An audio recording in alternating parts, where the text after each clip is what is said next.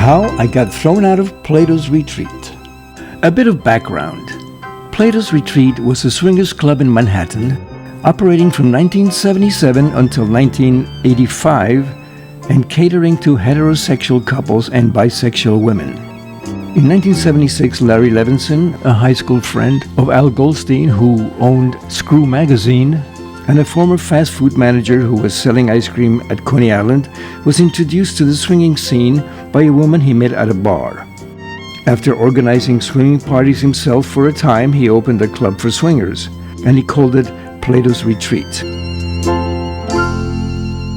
Around 1970, I was working out of a studio named RKO, owned by RKO General, where I had some very late night sessions due to the fact that a lot of the Latin musicians were finishing up the gigs very late, and then they would come into a studio to record.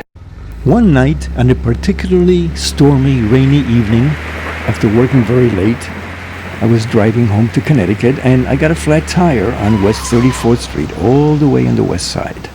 I found myself in a desolated area, which is now the Javits Center.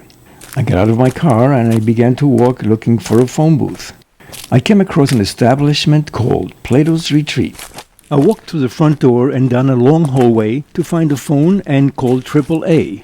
The bouncer stopped me and says, "You can't come in here without a partner, buddy." I explained that I am in need of a phone. I have a flat tire. I have to call AAA. That'll be $20. I pay him $20 to get in. He hands me a towel, tells me to go into the locker room and take my clothes off and return to see him, and that he will escort me to the phone booth. I tell him I'm not taking my clothes off, and he says, "You don't take your clothes off? You don't put on a towel? You don't make a phone call?" Being in a desolate area and with heavy rains pouring outside, I go to the locker room, I take my clothes off, I grab one of the robes hanging on the wall and carry my towel with me. I walk past nude couples sitting under umbrellas and picnic tables who were watching a live sex show and having drinks, cocktails, and hors d'oeuvres, and finally reach a phone booth at the other end of the room. I called AAA, who tells me it would take several hours to get a tow truck to me at that hour. It's 3:30 in the morning, and with the storm, it's going to take several hours to get a truck to you.